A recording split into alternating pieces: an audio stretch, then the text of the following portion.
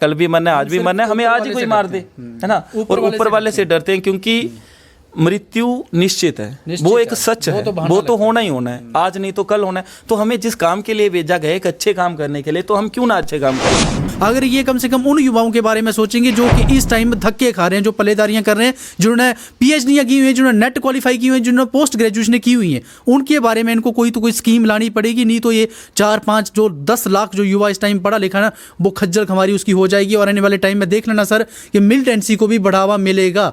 तो अगर ये चीज इसको इन्होंने सॉल्व नहीं किया ना, इस मसले को देख लेना आने वाले टाइम में ना, ये युवा जो है वो मजबूर होकर देखना कि शायद गलत रास्ते पे जाएं। हाँ, और मिलिटेंसी को पाकिस्तान यही चाहता है, पाकिस्तान यही चाहता है। डॉक्टर रामेश्वर जी के तो हम चमचे हो या फिर महराज मलिक के आप चमचे हो, हम इसलिए उनकी बात करते हैं क्योंकि सिर्फ हमने जम्मू कश्मीर में 2 ही ऐसे एमएलए देखे हैं जो कि खुल के समर्थन करते हैं, कम से कम युवाओं के लिए आवाज उठाते हैं, सोशल मीडिया के ऊपर कम से कम बात तो करते हैं ना। हाँ, असेंबली में जाके भी उन दोनों बंदों ने बोला, बात की थी, और आज तक मैं किसी ने नहीं की। एक और चीज इनको क्लियर कर देता हूं, डॉक्टर रामेश्वर जी ना तो हमें पर्सनली जानते हैं, ना तो हम उनको पर्सनली जानते हैं। ये हमारे फंडामेंटल राइट्स वायलेट हो रहे हैं। सर एक बड़ी अच्छी बोली थी आपने कि हम बीजेपी को इसलिए थोड़ा सा क्रिटिसाइज करते हैं क्योंकि हमने हर बार जो है वो बीजेपी को वोट डाला। हाँ, और बदले में हमें क्या मिला, दर बदर की ठोकरें बस। हाँ, तो वो तो मिल रही है ना, आगे भी मिलेंगी, आगे भी हमारा कोई कुछ हमें पता कि हम तो चलो बर्बाद हो चुके हैं बुरी तरह से, लेकिन हम ये चाहते हैं कि आने वाला जो यूथ है ना वो खज्जल खमारी उसकी ना हो। उसके लिए हम आवाज उठा रहे हैं, अपने लिए आवाज नहीं उठा रहे हैं क्योंकि हमें अब नौकरी मिले ना मिले, बाहर में जाए गवर्नमेंट नौकरी, हमें जरूरत भी नहीं है बाबा, हम अपना काम कर लेंगे, जो भी अगर रही दिहाड़ी लगा लेंगे सड़क के ऊपर। हम नहीं वो आवाज उठाएंगे तो उठाएगा कौन? क्योंकि सारे आसपास जितने भी मीडिया आप देख लो, वो सारे बीजेपी का गुणगान करते हैं। गोदी मीडिया एक टाइप की बिकी हुई है। ठीक है, इंडिया पढ़ेगा और बढ़ेगा, इंडिया का हर एक बच्चा पढ़ना चाहिए। तो मैं तो बोलता हूँ कि इंडिया का बच्चा मशाल लेके पढ़ेगा, क्योंकि 18% जीएसटी एजुकेशन के ऊपर लगाया गया, सेकंड हाईएस्ट टैक्स। और वर्ल्ड की जितनी भी डेवलपिंग और डेवलप्ड कंट्रीज है ना, वहाँ पे 0% टैक्स है एजुकेशन के ऊपर। तो तरसीम जी हैं, इनका यूट्यूब चैनल का नाम है तरसीम, और ये इन्होंने इतनी बेहुदा लैंग्वेज यूज़ की है। और अगर ऐसी लैंग्वेज ये सोशल मीडिया के ऊपर यूज़ करते हैं तो क्या इम्पैक्ट जाएगा इनका सोसाइटी में। अगर इनको ये वाली लैंग्वेज यूज़ करनी है तो मैं इनको पहले भी कमेंट करके बोला है कि अगर दम है तो कैमरा फेस करके दिखाइए और कैमरे पे आके बोलिए। तो इनका ये था कि स्पेशल स्टेटस की मांग कर रहे हैं। एनसी वाले तो सिर्फ स्पेशल स्टेटस की मांग रहे हैं। नल्लो स्पेशल स्टेटस मतलब होता है 370 होता है। भाई स्पेशल स्टेटस अगर 370 होता, 371 आर्टिकल क्या होता है, लगता है इनको उसके बारे में जानकारी नहीं है। हमारे टीचर्स जो थे, हमारे जो गुरु थे ना, उन्होंने हमें ये नहीं शिक्षा दी थी कि अगर आगे से आपको कोई गाली देता है तो आप भी उसको गाली दो। हाँ, अगर वो गाली दे रहा है तो हम भी गाली देंगे, तो हमारे और उसमें फिर फर्क क्या रह जाएगा। वही चीज तो मैं बता रहा हूँ ना कि एक पढ़े लिखे इंसान को ये चीज शोभा नहीं देता है, क्योंकि नेगेटिव मैसेज आता है उसका सोसाइटी में। और साथ में इनका एक और भी कमेंट आया था कि दम है तो log 1 बेस 1 की वैल्यू बताओ। तो मैं इनको ये बताना चाहता हूँ कि अगर आपको इसके बारे में नहीं जानकारी है तो हमने एक कोचिंग इंस्टीट्यूट अपना बिलावर के अंदर ओपन किया हुआ है। तो अच्छे टीचर है, 1-2 टीचर नहीं हम पढ़ाते, हम कम से कम 12 से 13 टीचर वहाँ पे इकट्ठे होकर पढ़ाते हैं। अगर आपको लगता है कि आपको कुछ नॉलेज लेनी है तो आप वहाँ पे आके नॉलेज ले सकते हो। ठीक है, तो हम यहाँ पे वो चीज़ प्रेजेंट नहीं करेंगे। अगर आपको वो चीज़ करनी है तो आप हमारे साथ कांटेक्ट करिए और आप वहाँ पे आके वहाँ पे कोचिंग सेंटर में आपको अच्छे से हम डील करेंगे। और रही बात सर, जैसे इन्होंने बोला कि आप बीजेपी को क्यों क्रिटिसाइज़ करते हैं, तो भाई मैं बीजेपी को इसलिए क्रिटिसाइज़ करता हूँ क्योंकि डबल मास्टर करके मैं आज अपनी नेसेसिटी को भी फुलफिल नहीं कर पा रहा हूँ। मीन्स की राइट टू वर्क नाम की कोई चीज़ ही नहीं है। तो सोचो, तो फिर हम उस पार्टी को हार पहनाएंगे क्या फूलों के? मीन्स की मैं बात कर रहा हूँ कि देश मजबूत हो रहा है। अगर देश मजबूत हो रहा है तो उसका हर एक युवा अगर कमा नहीं रहा है कुछ, तो कितने देर तक हमें वो पालेंगे। अगर एक फैमिली में एक फादर है, उसके बच्चे हैं 4, वो 15 या 20 साल तक उसको पैसे देता रहता है, लेकिन जो बच्चा है वो अपनी अर्निंग का सोर्स ना ही ढूंढेगा या उसको एडजस्ट नहीं करवाया जाएगा कहीं, तो वो बच्चा तो फादर से ही मांगेगा ना, डिमांड करेगा। और एक दिन तो फादर बंद कर देगा ना उसकी इनकम। तो जब फादर बंद करेगा तो वो बच्चा जाएगा कहाँ? तो वही चीज़ हमारे इंडिया में हो रही है। ये क्वेश्चन भी पुट किया था आपको कि ये जितना बेड़ा गर्क हुआ है इसमें बहुत ही अच्छा खासा योगदान रहा है हमारी सरकारों का, पिछली सरकारों का। क्योंकि हमने एक सरकार को टारगेट नहीं किया, जितनी भी सरकारें आज तक आई हैं उन सभी को टारगेट किया, क्योंकि आने वाले फ्यूचर को वो खत्म ही कर देते हैं। फ्यूचर में कोई प्रोविजन ही नहीं छोड़ते। जैसे यहाँ पे भी बहुत कुछ ऐसा हो रहा है लेकिन उसके लिए अगर हम आवाज़ नहीं उठाएंगे तो कौन उठाएगा? ठीक है, या तो आप कैमरे पे आइए, आप कैमरे पे आके बोलिए ना।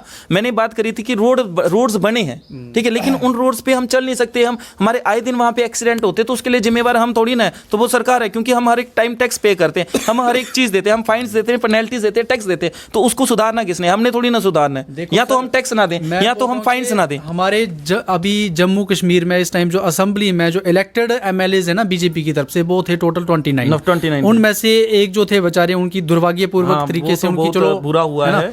तो लेकिन जो 28 जो बचे हुए हैं, उन देखिए बिलावर के जो कॉन्स्टिट्यूंसी के जो हमारे एमएलए हैं सतीश शर्मा जी, उन्होंने सिर्फ बड़ी बार कैमरे के सामने अनएम्प्लॉयमेंट के ऊपर बात की है, बाकी मैंने ऐसा कोई भी एक भी एमएलए नहीं देखा सर कि जिसने खुल के कम से कम युवाओं के लिए बात की हो। तो आज तक किसी ने किया ही नहीं है। मैं एक और चीज बताता हूं कि जैसे बोलते हैं ना कि पोस्ट वेकेंट्स नहीं है, पॉपुलेशन बड़ी है, लेकिन पॉपुलेशन बड़ी है तो उसके लिए अरेंजमेंट भी इनको करना पड़ना था। क्योंकि एक एग्जांपल मैंने बताई थी कि अगर एक घर में 3 फैमिली मेंबर्स हैं, तो अगर उस फैमिली में अगर 5 फैमिली मेंबर्स हो जाते हैं तो उनको अपना अरेंजमेंट बढ़ाना पड़ेगा, मींस कि उनको अपने कमरे बढ़ाने पड़ेंगे घर के। अगर नहीं बढ़ाएंगे तो वहां पे एडजस्ट करना उनके लिए मुश्किल हो जाएगा, क्योंकि हमारे पास रिसोर्सेज भी हैं या रिसोर्सेज ना हो। क्योंकि इंडिया एक सबसे ज्यादा टैक्स लेने वाली कंट्री है वर्ल्ड में। सबसे ज्यादा टैक्स अगर कलेक्ट होता है तो इंडिया में होता है, वन ऑफ द लार्जेस्ट, ठीक है, tax collector in our world.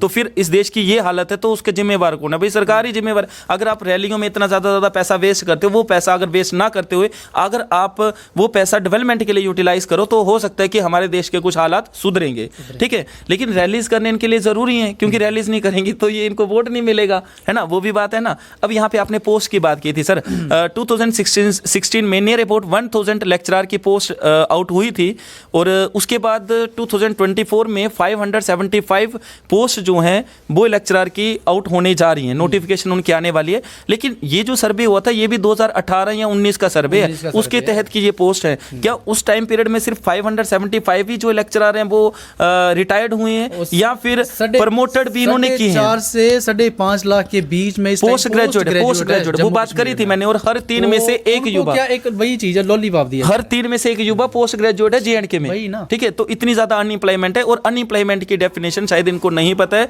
Employment की डेफिनेशन क्या होती है और अनएम्प्लॉयमेंट की डेफिनेशन क्या होती है। क्योंकि इसमें देने से अनएम्प्लॉयमेंट, क्योंकि इसमें इनवॉलंटरी अनएम्प्लॉयमेंट आती है और इनवॉलंटरी अनएम्प्लॉयमेंट आती है और वॉलंटरी अनएम्प्लॉयमेंट आती है, ठीक है। मींस कि इनवॉलंटरी और अनवॉलंटरी अनएम्प्लॉयमेंट बहुत बड़ा कॉन्सेप्ट है, समझना होगा। तो किसी दिन वो हम अलग से वीडियो उसके अपलोड करेंगे, ठीक है। अगर एम्प्लॉयमेंट नहीं सर, एक चीज एम्प्लॉयमेंट की जो प्रॉपर से डेफिनेशन है ना, वो ये बोलती है कि अगर एक इंडिविजुअल कहीं पे भी अर्न कर रहा है तो उसके लिए वो रेडी होना चाहिए, विलिंगनेस टू वर्क। लेकिन हम विलिंगनेस नहीं है, क्यों? क्योंकि हम मजबूरी में वो काम कर रहे हैं। हम अपनी मींस की लिवलीहुड के लिए, अपने लिवलीहुड के लिए वो काम कर रहे हैं, क्योंकि अगर हम कमाएंगे नहीं तो खाएंगे क्या, ठीक है। सिर्फ हमारी जरूरतें पूरा होती हैं, मींस की 5 या 6 हज़ार में हमारी जरूरतें पूरी होती हैं, उससे ज्यादा हमें कुछ नहीं मिलता। यहाँ पे एक चीज बताता हूँ, क्योंकि हम जिस फैमिली से आते हैं, जो हमारा फैमिली बैकग्राउंड है, ठीक है, तो उस फैमिली में हमने स्ट्रगल ही किया है और आगे भी हम स्ट्रगल कर रहे हैं, ठीक है।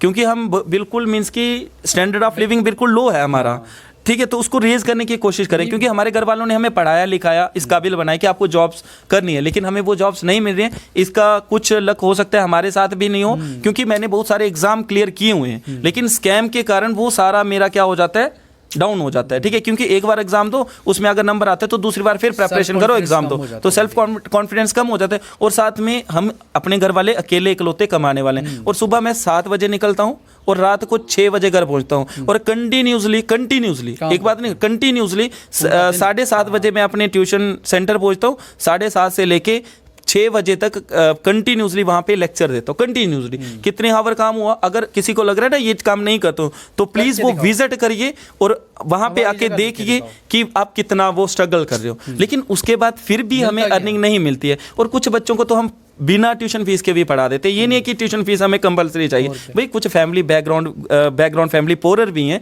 तो हम उनको फ्रीली से भी पढ़ाते हैं, उनके लिए कोई भी पैसा वगैरह नहीं लेते हैं। एक आवाज बन के जनता की वीडियो बनाते कि जो जनता को प्रॉब्लम फेस करने पड़ रही है, तो वो कब तक जनता प्रॉब्लम फेस करेगी? क्योंकि आप इलेक्शन के टाइम के ऊपर एक जुमला ही देते हो ना सिर्फ, क्योंकि आप बोलते हो कि हम आपकी पिठ नहीं लगने देंगे, ठीक है। मैंने एक यहाँ पे थोड़ा हो गया, क्योंकि नहीं, किसको नहीं बोल रहा हूँ, क्योंकि उन्होंने सही बात करी कि मैं आपकी पीठ नहीं लगने दूंगा, लेकिन आप अगर पिट नहीं लगने दो रियलिटी में तो मजा आ जाए, ठीक है। क्योंकि हमें क्या चाहिए, हमें रोजगार चाहिए। अगर आप बोल दो कि आपको रोजगार नहीं दे सकती गवर्नमेंट, आप अपना प्रबंध खुद कर लिए, तो हम खुद कर लेंगे। क्योंकि आज तक भी हम खुद ही कर रहे हैं, 5-6 साल हो गए हमें खुद करते हुए, क्योंकि हमारे पास कोई ऑप्शन नहीं है, हमारे पास पल्लेदारी का ऑप्शन नहीं है सर। हमारे पास जॉब्स देना शायद इन एमएलएस के हाथ में वो चीज नहीं है, लेकिन ये है कि ये असेंबली में जाके आवाज तो उठा सकते हैं। और हमें सिर्फ यही बुरा लग रहा था, हम बीजेपी को इसलिए जम्मू में टारगेट कर रहे हैं क्योंकि जम्मू के जितने भी एमएलएस थे उन्होंने हमारे बारे में तो बात नहीं की वहां पे, क्योंकि रेजोल्यूशन का लेना देना नहीं था। आप उनके मैनिफेस्टो पे डिबेट करते हैं। कश्मीर में मेन मसला, मेन मुद्दा है ही भाई बेरोजगारी का। आप जब तक इसको नहीं सुलझाओगे ना तब तक आपको कोई भी क्रेडिट नहीं देने वाला। इसमें मैं एक और चीज बताता हूँ कि इंडिया की टॉप यूटी है, स्टेट और यूटी में टॉप नंबर पे आती है अनएम्प्लॉयमेंट रेट में। अभी पीछे एक डेटा रिलीज हुआ था जिसमें से हाई अलार्मिंग रेट है। अगर जेएंडके में इनको नौकरियां देना पड़ेंगी ना, तो अगर एक दिन में 1 लाख नौकरियां देंगे ना, तो जाके 2, 3, 4, 10 सालों के अंदर ये यहाँ पे अनएम्प्लॉयमेंट रेट को कम करेंगे। और हिंदुस्तान में 136 साल लग जाएंगे अगर 1 साल में 1 करोड़ नौकरी पैदा करेंगे। क्या बात करते हो तरसीम जी आप, फिर बोलते हो कि आप बीजेपी को क्रिटिसाइज कर रहे हो। तो क्रिटिसाइज करना बनता है, उनकी कमियां बताना बनता है। यही पेपर क्लियर करने के बाद ना, तो आपको जितने पेपर चाहिए वो उतने क्लियर करके दे सकते हैं हम, क्योंकि हमें और भी काम रहते हैं, सिर्फ और सिर्फ हमें पेपर क्लियरेंस का काम नहीं रहता है। घर भी देखना होता है, घर भी देखना है, क्योंकि पेरेंट्स ने हमें बड़ा इसलिए किया था कि जब वो ओल्ड हो जाएंगे तो हम उनको संभालेंगे। तो हमारे सर पे एक और रिस्पॉन्सिबिलिटी अपने पेरेंट्स की, वो सबसे बड़ी रिस्पॉन्सिबिलिटी है, क्योंकि उनको नहीं छोड़ सकते। हाँ, गवर्नमेंट जॉब को छोड़ सकते हैं, वो बिल्कुल सही है। और हमें गवर्नमेंट नौकरी चाहिए भी नहीं, ठीक है। लेकिन कुछ लोग ऐसे भी हैं कि वो बहुत ही ज्यादा स्ट्रगल करते हैं, लेकिन बाद में उनको जॉब्स नहीं मिलते और फाइनली डिप्रेशन में चले जाते हैं। फाइनली वो डिप्रेशन में चले जाते हैं, क्योंकि उन्होंने पढ़ा किसके लिए, ठीक है। उन्होंने दिन रात मेहनत की है, पूरे 5-6 साल हो गए जिनको सिर्फ और सिर्फ गवर्नमेंट जॉब के लिए तैयारी करते हैं। तो फिर स्कैम पे स्कैम होता है ना, स्कैम पे स्कैम। और साथ ही साथ उनको जब जॉब नहीं मिलती है तो वही तो बच्चे हैं जो कि फिर मजबूर होके फिर उनको दूसरा रास्ता अपनाना पड़ता है, फिर वो नशे की ओर जाते हैं। तो हम चाहते हैं कि हमारा युवा नशे की ओर ना जाए। हम युवाओं के लिए कम से कम कुछ तो कुछ गवर्नमेंट सोचे। अब यहाँ पे स्पेशल जगह जगह पे ठेके शराब के क्यों खोले गए, हम इसके ऊपर आवाज उठा रहे हैं। तो अब ये शराब के ठेके तो मुझे लगता है कि बीजेपी ने शायद उनके लिए खोल के रखे, हाँ, उनके लिए, ताकि वो पिए। और उन्होंने अमृत थोड़ी ना पीना है।